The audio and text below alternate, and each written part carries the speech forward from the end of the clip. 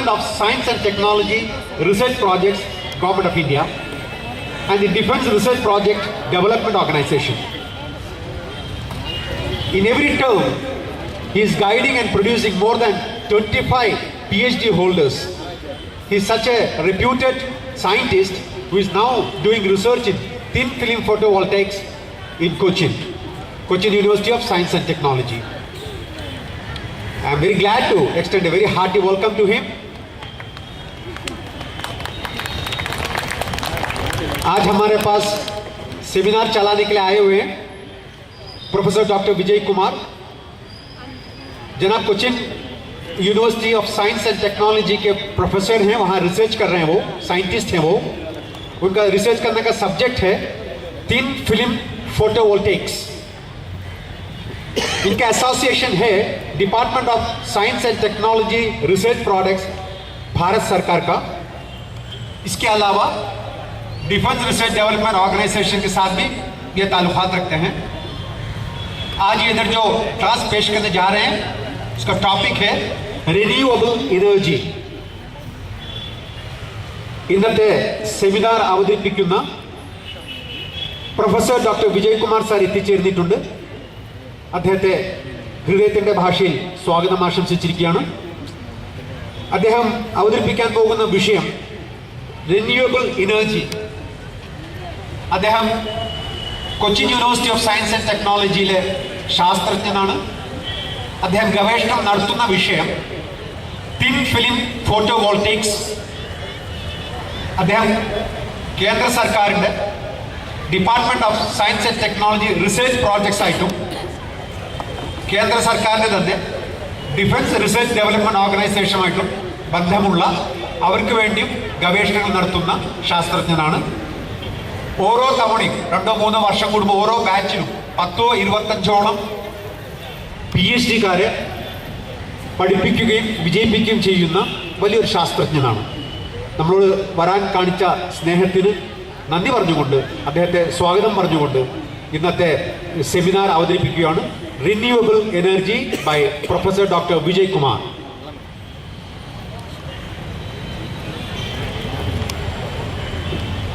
And very open stage and with mixed audience of different languages, different classes and different level of knowledge. But I appreciate it.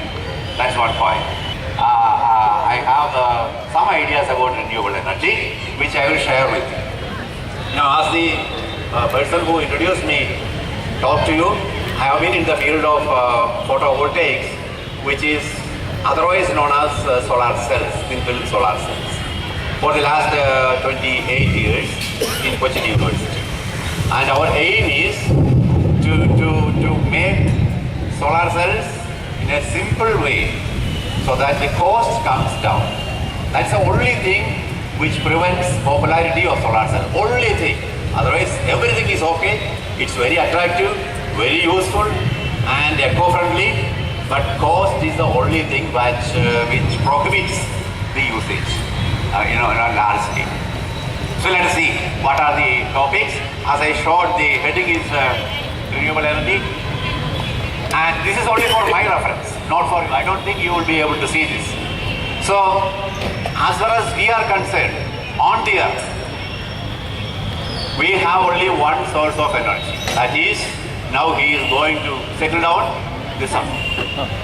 Except nuclear energy. If you don't worry about nuclear energy, all the other energy sources are from the sun. Whether it is hydroelectric or wind or thermal or biomass or coal, anything you can't, it's from the sun. So the question comes from the student's mind, if it is from the sun and so long as sun is not declaring a strike, why should we worry about energy? Thanks to heaven or thanks to God, sun never declares a strike for DA or increment or basic pay enhancement or a salary commission. No, sun never has a strike so far. In my life I have never seen. Probably in my grandfather's also. So, sun is so socialistic that every country, every people gets correct quantity of light. So why should we worry about energy? It's not the fault of the sun, it's again fault of the man or woman, who has selected the secondary source as coal and oil. You know, from the sun we never get energy directly, except photovoltaic, which we will see later. Sun has given energy, and that energy is stored in different tanks. Just like rain is there, we have some open tanks on the roof of our house. Water fills each and every tank. Now we can connect the pipe to each tank and collect water.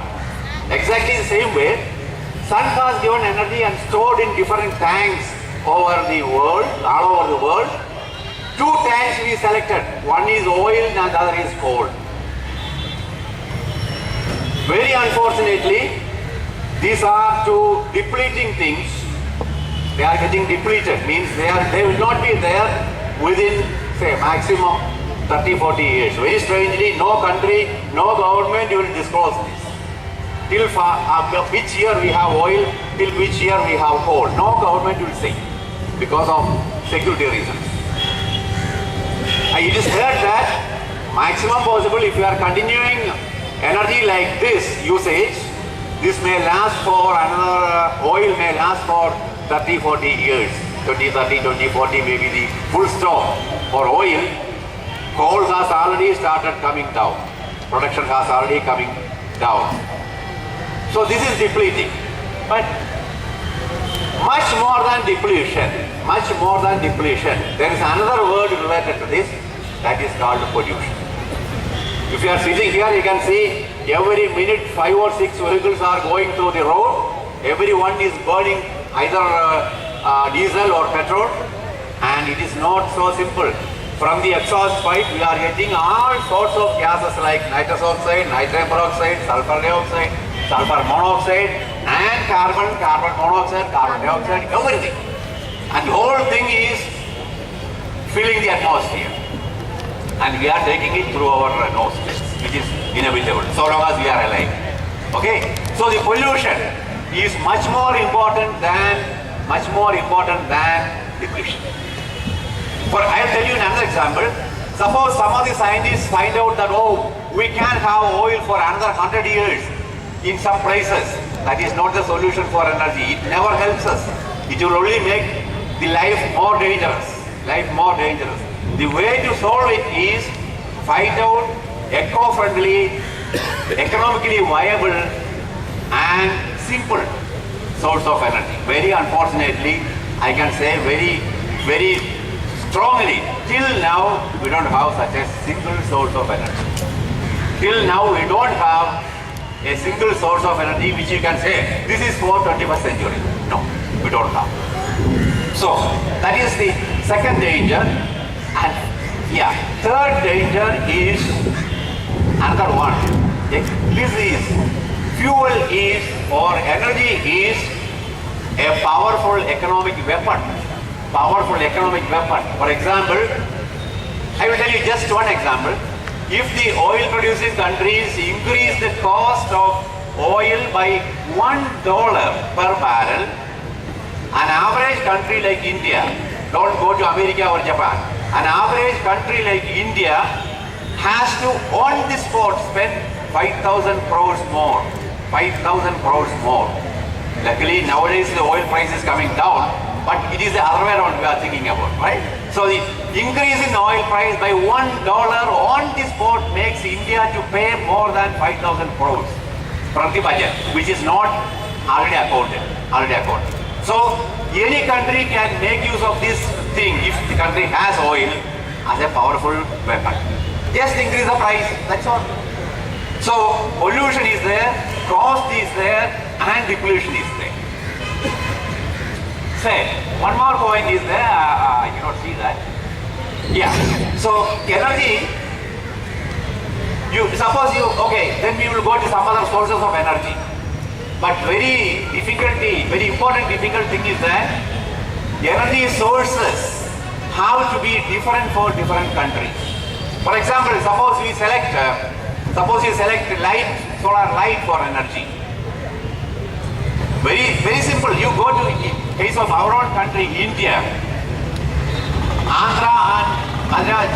Tamil Nadu, Rajasthan, these places have lot of sunlight.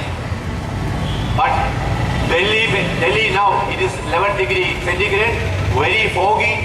They don't have enough light there.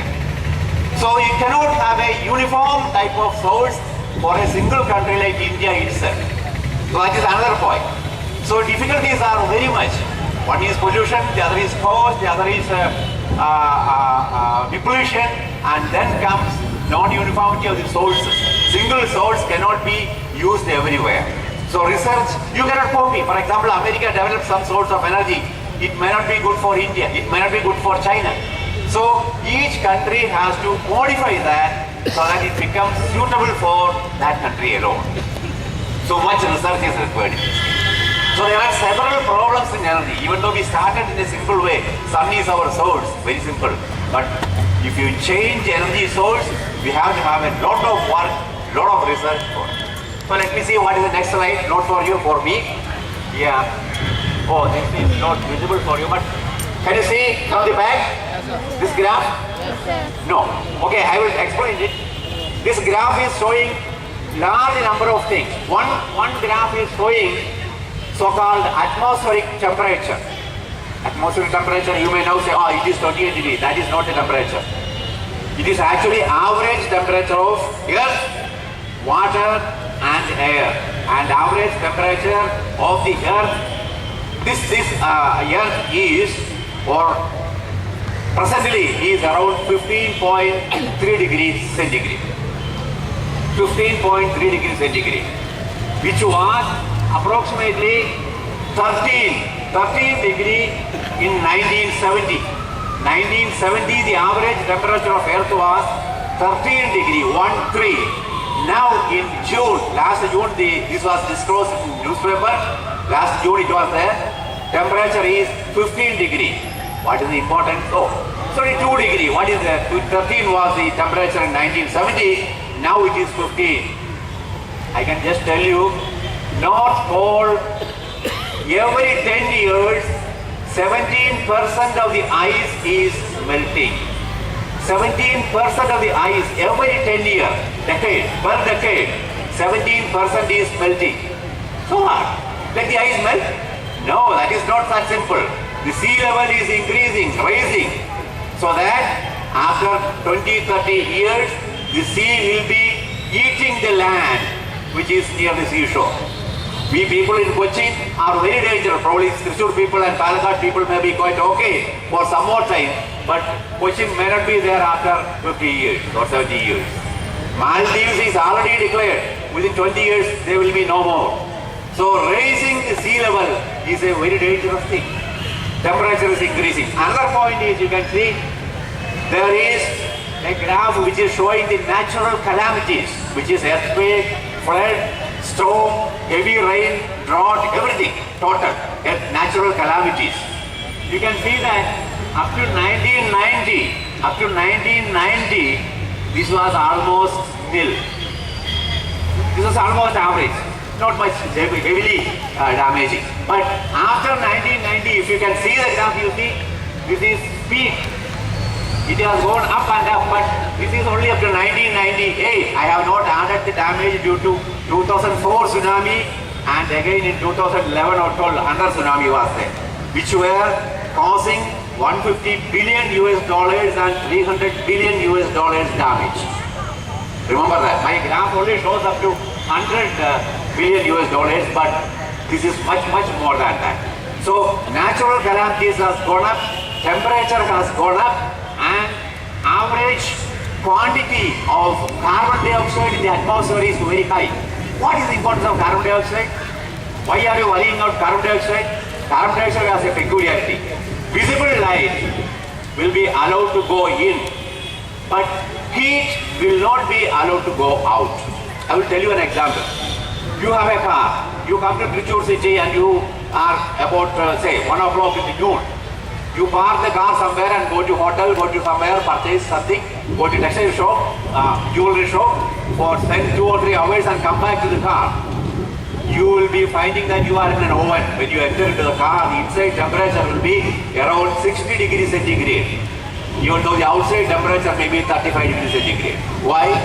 The light from the sun will be going into the car through the glass, and the light is absorbed by the seat, dashboard, steering, everywhere it is dark color, it is absorbing, and then it becomes hot. Hot means it is giving out hot radiation, but very strangely the car glass will not allow that radiation to go out. So that inside the car you have a very hot situation, and you will feel that I better to stand outside. The car is so hot, just like an oven. That same thing will happen on the atmosphere of the earth. Carbon dioxide will shield the heat radiation so that the earth's temperature is, that's why the temperature has gone up, as I said, 13 degree to 15 degree. So carbon dioxide is there.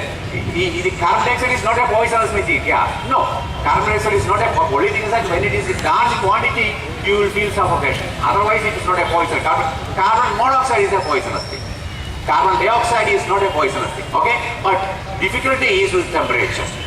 That is called greenhouse effect. Greenhouse effect. Okay? So, because of the large usage of oil, coal, we have all these difficulties. Temperature is increasing, ice is melting, and the greenhouse effect is there, and natural calamities is increasing. Oh. Then the answer from the youngsters is, why don't you stop using car? I also drove the car from Cochin to here to come here and die. Usage of energy is a measure of civilization.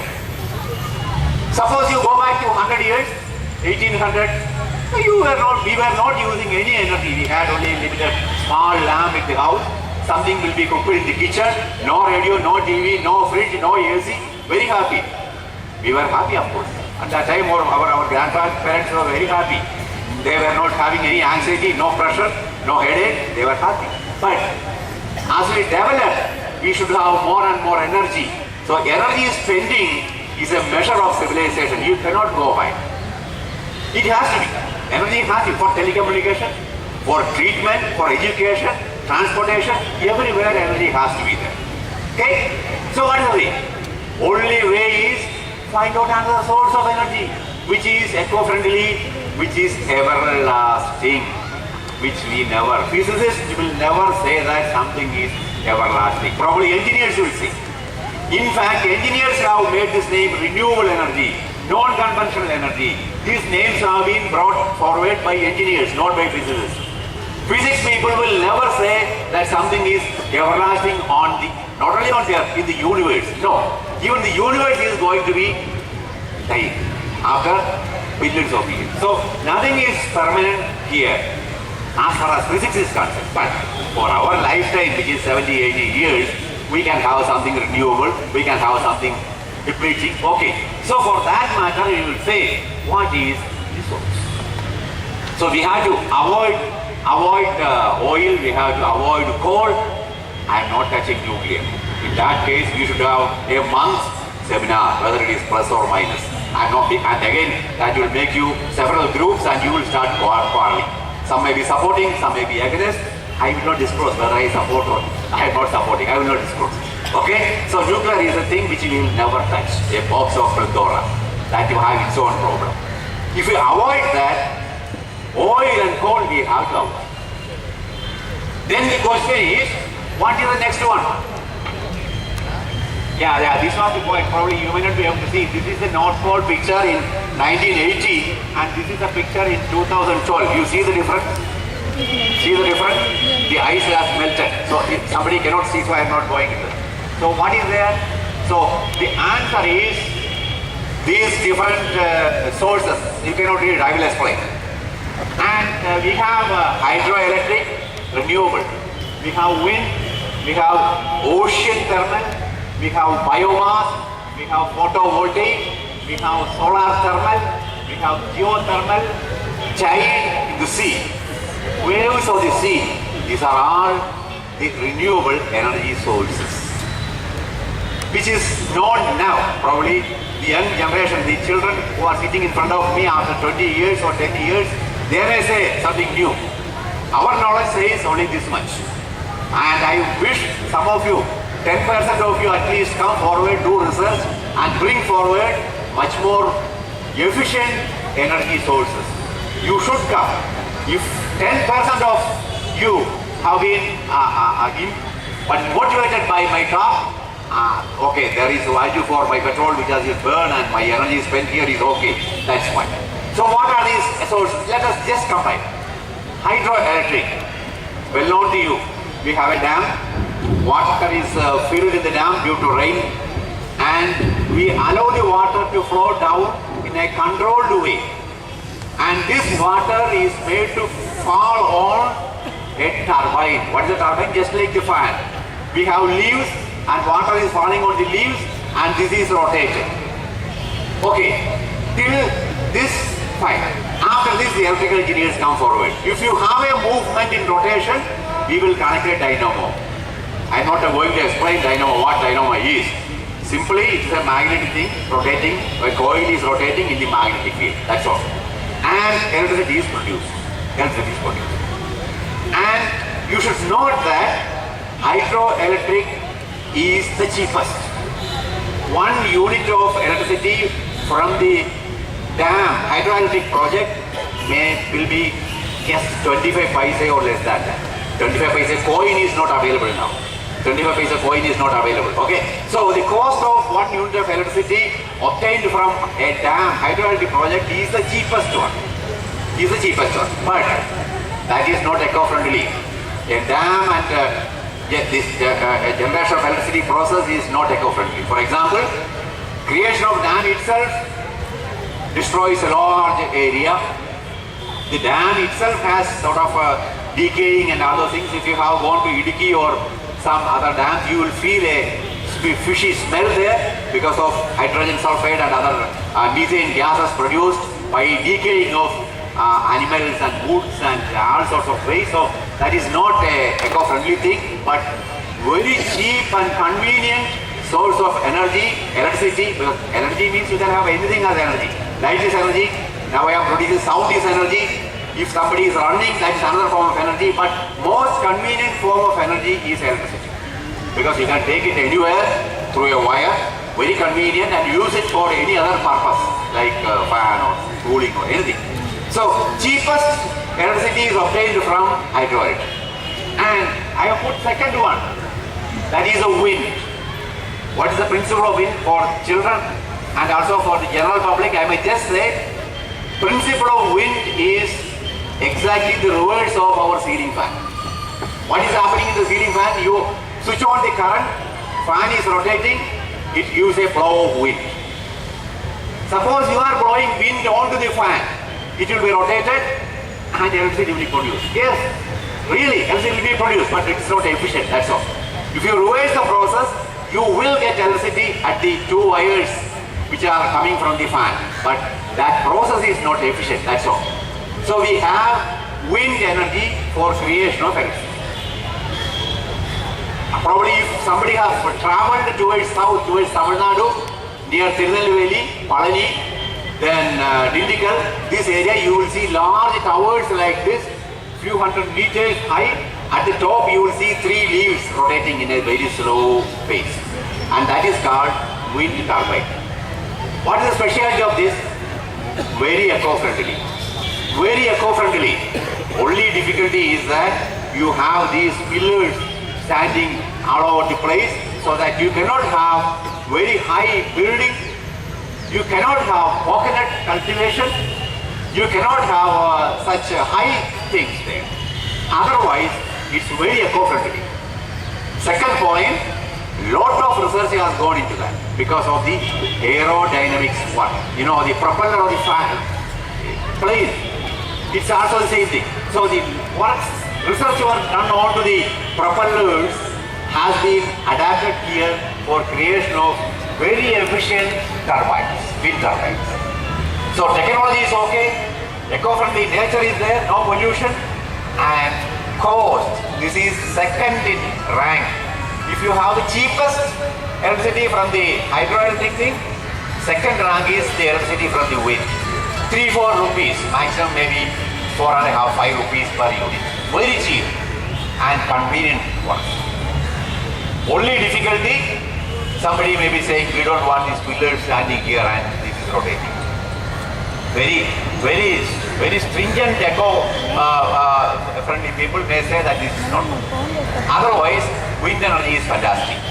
Okay, then and you should children should understand nowadays there are wind turbines which can give 5 megawatts.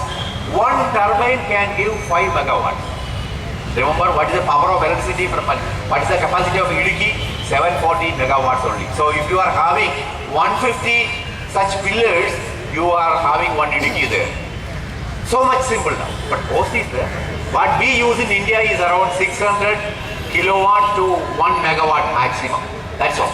So there are super giant wind turbines with capacity for 5 megawatts. Okay. But the third one, I avoid ocean thermal, that is still in research. What is the principle? I just tell you the principle. In the ocean, which is very deep, there is a temperature difference from the top to bottom. Water in the bottom will have a lower temperature and water at the top will have a higher temperature. So from the temperature, I am not going to describe it. From the temperature difference, we can create electricity from there. But that is under research. It's not fully utilized. Then comes, which is very important, biomass. As far as my knowledge is concerned, this is very important because there are two things sold. If you use biomass for energy production, waste problem is solved. Second, energy problem is solved. So, biomass usage, any sort of waste, solid waste or liquid waste, if you use it for energy, fantastic. But this requires a lot of research. For example, we know biogas reactors, which is placed in different places. After a few months, they get corroded. It just gets corroded. So we have to do research work on this, and we have to optimize the conditions for this thing working. For example, the waste is poured into the reactor in the form of solution.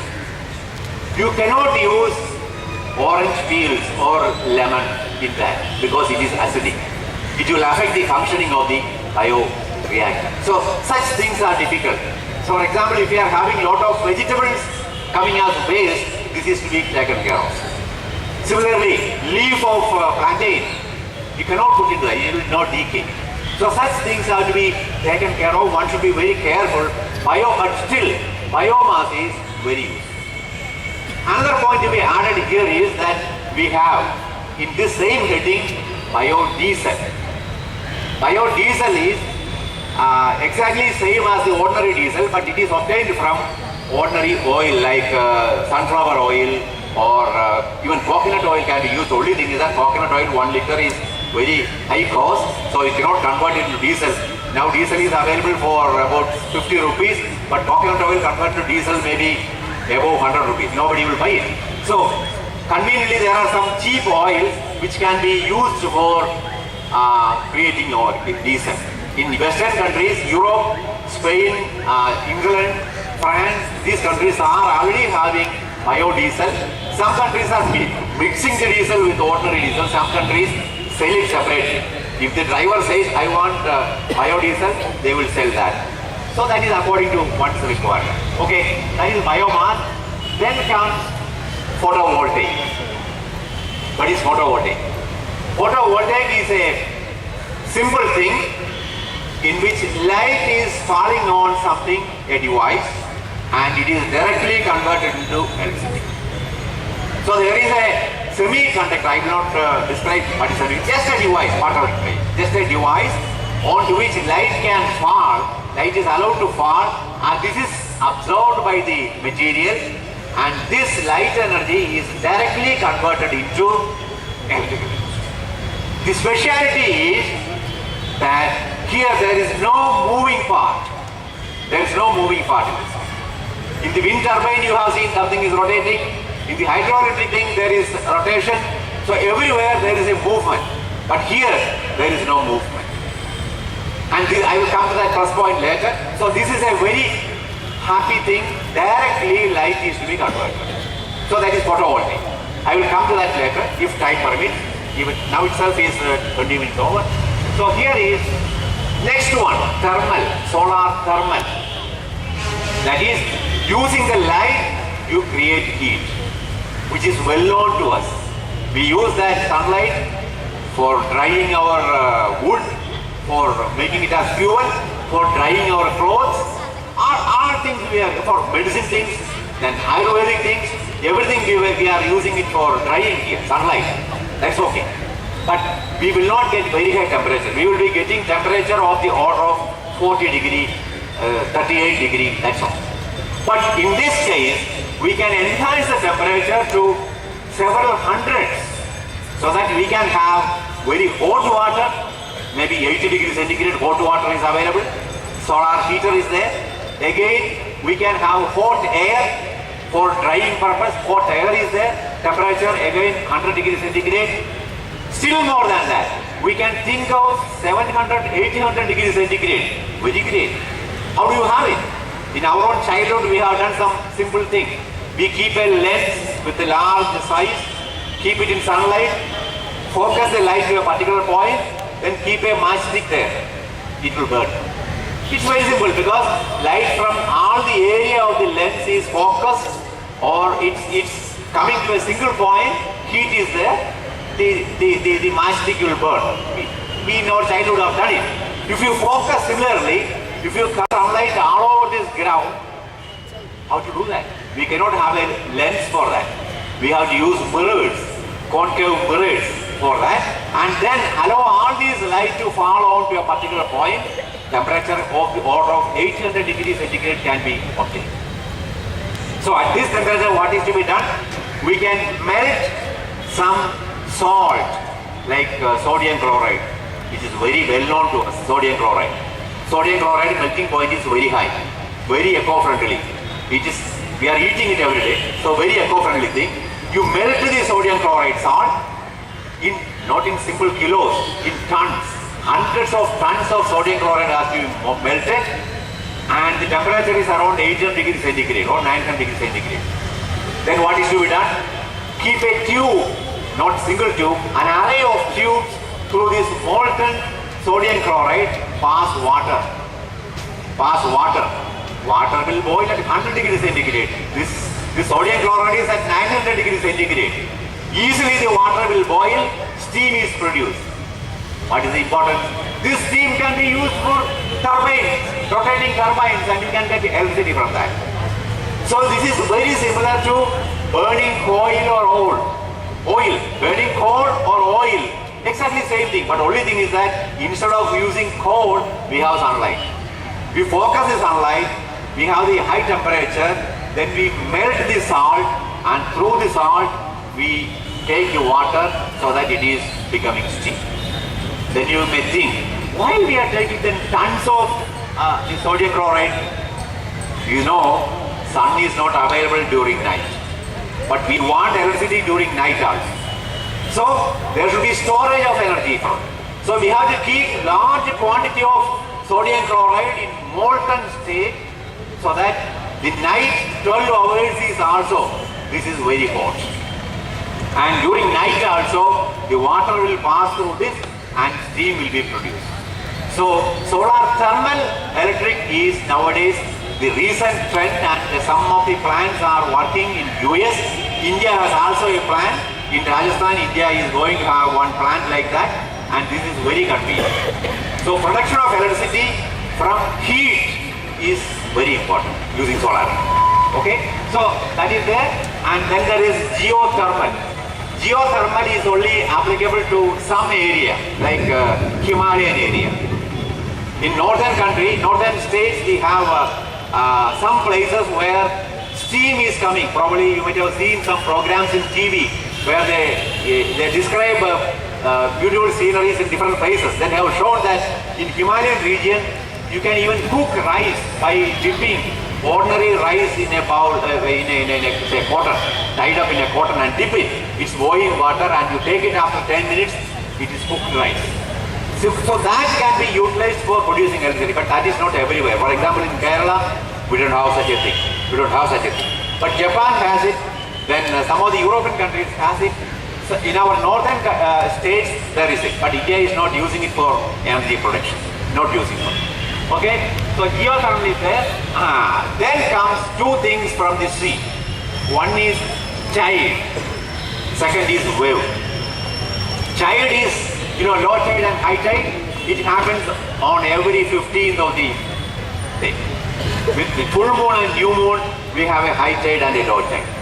So, what is happening is, when the water level rises in the sea, if we have an arrangement by which we allow that water to flow into the land, very various thing, we should have a very large area of the land near seashore which is ready to accept this.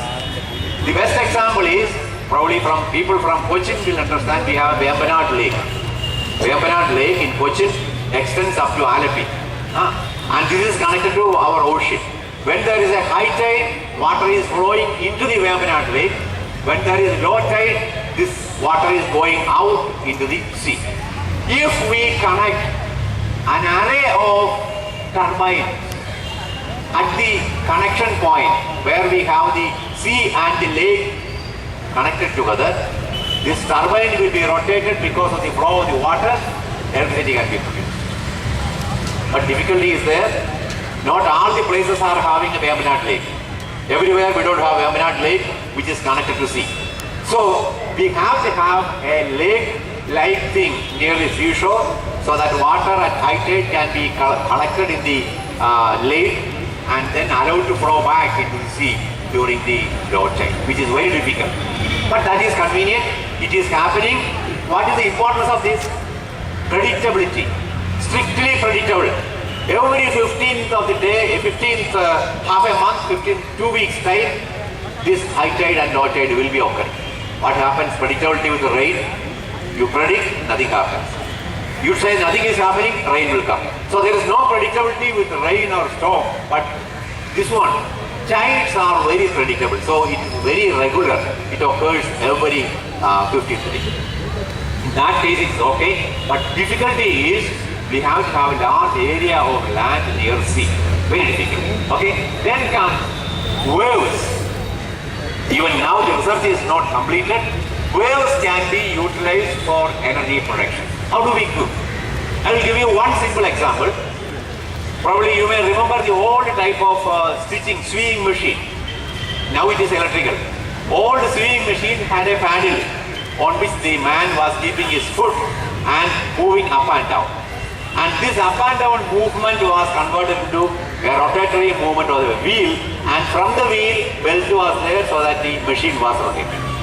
Same thing can be utilized. Keep a paddle-like thing at the seashore. When the sea waves are coming in, this will go down. When the waves are going back, this will go up. There should be a spring action. There should be a spring action. So this up and down movement can be converted into a rotation whereby dynamo can be connected.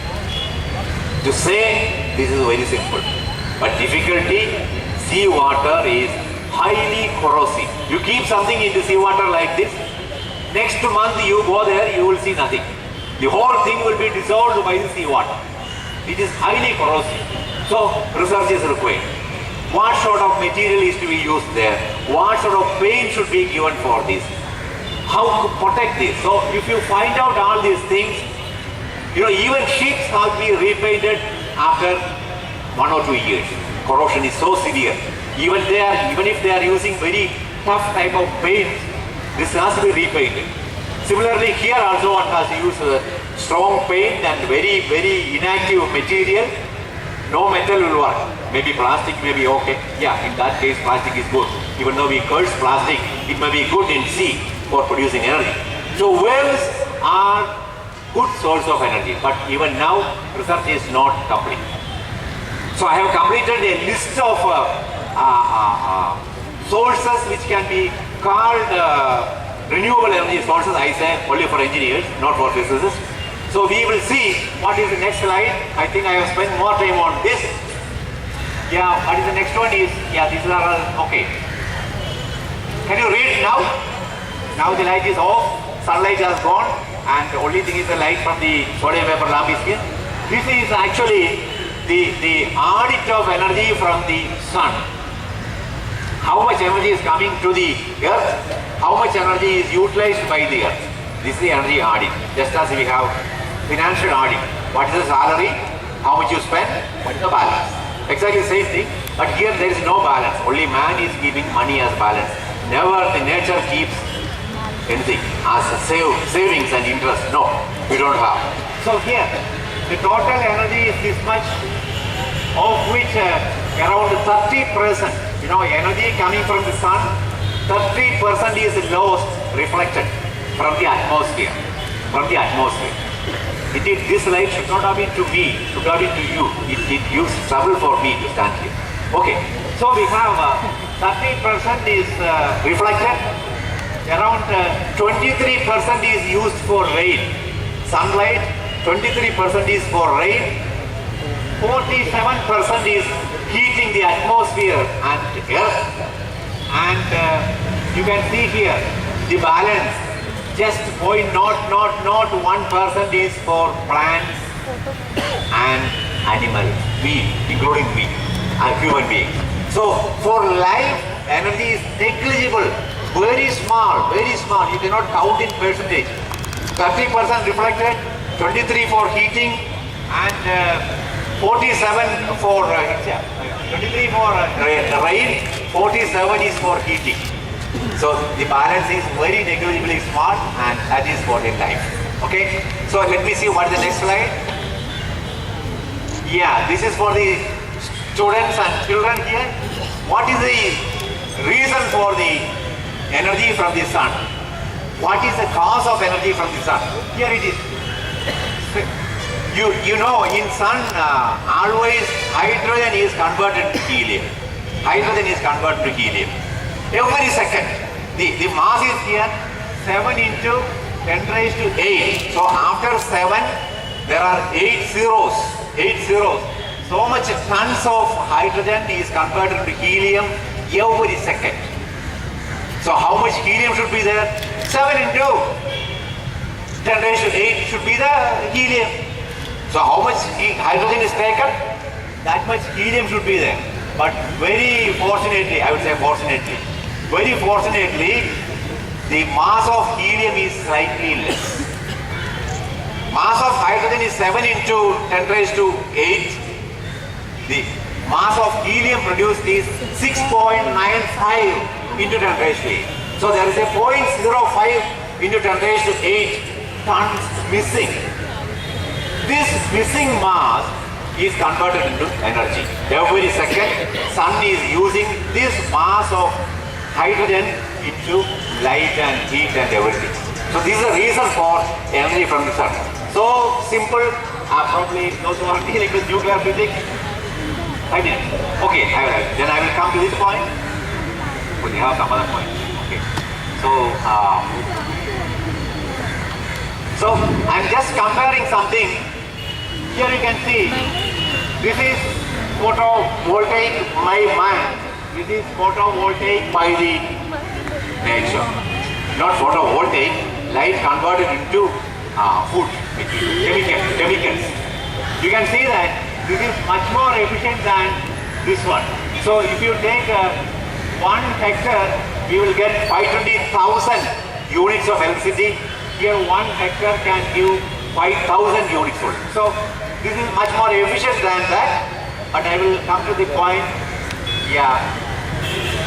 Again, if I use photovoltaic and compare it with wind and biomass, 1 square meter of land, if we are using, because land is costly, for any source of energy we have to have land. So if we are using 1 square meter, the biomass will give you 50 watts. But wind can give 500 watts, solar light can give 1000 watts. So that means minimum land is required for producing energy if you are depending upon sunlight.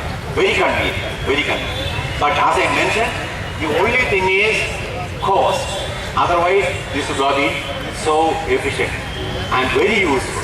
So one has to try to reduce the cost of this photovoltaic.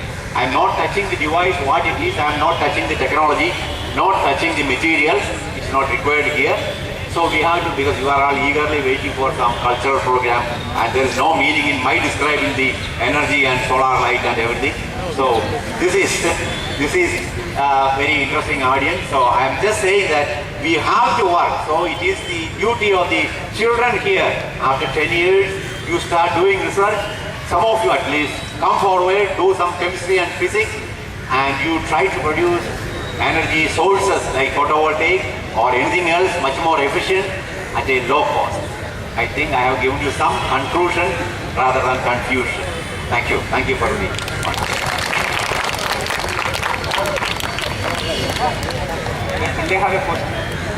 Thank you, sir. Thank you, Vijayakumar, sir. Thank you very much for such a beautiful seminar you have conducted. And can questions be answered? So now this is the time for question answers. मैं आपकी वजह से आपकी तरफ से विजय कुमार साहब को शुक्रिया अदा कर रहा हूँ. आप इस सवाल जवाब का वक्त है, आपको जो भी सवाल करने का पूछ सकते हैं.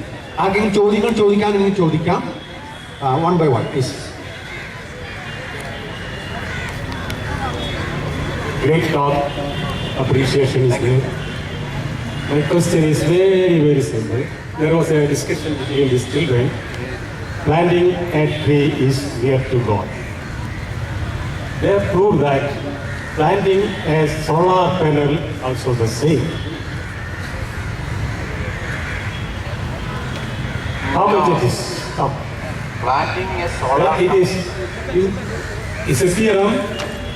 Planting a tree is near to God. That means its main function is carbon absorption, producing the oxygen. Planting a solar panel, whether it is near to God or more than that. Not more than that, I think. It reduces carbon dioxide, it reduces the pollution so much.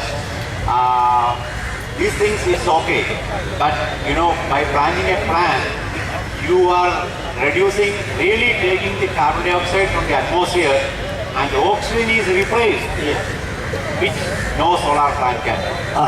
Okay, but they have given that proven result they have given me. I will tell you that how they have given. Suppose 1 kilowatt solar panel produce minimum one day 4 units. Okay, agree. 4 units. To produce that much energy in the other end, suppose it is in the coal plant or gas plant, how much CO2 they are absorbing, how much oxygen they how much CO2 they are producing and how much oxygen they are absorbing.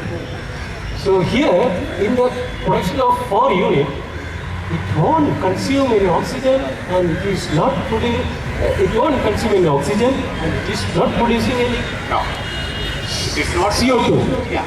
So what is there? If you produce a solar panel electricity, it is just like a plant. That is a proven from the students. Theorem. How you agree with that? No. That is my question. Planting or having plants all over the earth is much more important and dearer to God. I will agree with that. But having solar cell is a convenient way of energy which is required for the civilization. So it should go hand in hand. You have to have 1 kilowatt panel in your house, on the roof of the house, and as much number of plants around your house. These two will together save the nature, and one alone cannot save. So for example, if you are planting only plant, there is no energy. There is no energy for us to live. So energy should be there. So you may argue that why not you burn the plant and then produce. Burning, that is a destruction. That's a destruction, one point. Second point, by burning, you are getting more carbon dioxide. This should be avoided. So without carbon dioxide, have energy, number one. Second, always keep the atmosphere pure, for which plant is required. So I am saying that these are not equal to each other. They should go hand in hand. They should go parallel to each other. There is no competition between these. Not one is against the other one, and one is not destroying the other. Time is running out. Hello sir, I am Praveen from Karnataka. Okay. My question is, you told us that the sun's energy, 30% of the sun's energy is lost in reflection. Yeah. Do we have any plans for reducing the reflection? No way. Because that reflection is also some way helpful, because the reflection major is the ultraviolet, Okay. and that is by the ozone layer, and that is helpful for the life in one way. So reflection you cannot completely avoid. If you avoid reflection, the ultraviolets will come in, which will be damaging the skin, which you know nowadays there is an argument that there is a hole in the ozone layer which is damaging the atmosphere. So that way it is always recommended. See, whatever is in nature is good for life. Don't try to destroy it. Don't try to destroy it. So last question, one more. That is, a girl student has raised her hand. Just a minute, just a You minute. should ask more questions. Yeah. Good evening, sir. I have a simple question. Yeah, fine. So you said land is costly. In some areas like Delhi don't receive all the sunlight every time. So what if we place these solar panels in the space, and this is my exhibit, how do you support this, sir? Solar panels in space. Exactly. Yeah. And if you place it on a satellite, is it okay? How do you support this, sir? Oh, satellites have power from only solar panels, but they will have shadow training. They will have shadow training from the sun. During that time, they have a storage battery. Not for storage, sir. For sending the electricity from there to receiving stations on the earth. No, that is very costly, you know. Even solar cell itself is costly. So if you send to space and then try to send the LCD, there are two things. One is that it should be very powerful beam, whatever it may be. So that may not be good for health also. We don't know. Because we have to have megawatts, not in simple milliwatts. So even this the cell phone radiation now people are against, which is in milliwatts. So we cannot have much more power from the solar cell which is kept in the satellite outside. Second thing, the way to translate, bring it here is still difficult. I will give you another example. One lightning during rain is much powerful than this. But we don't have a method to store it. We don't have a method to transfer it. So these are all difficult things. I am not saying that it is impossible. It is possible, it may be possible. Probably people like you come forward and do some research later. Thank you, sir. Thank you, sir. Thank you, sir. The answer was very encouraging for the youngsters. So, due to lack of time, big applause.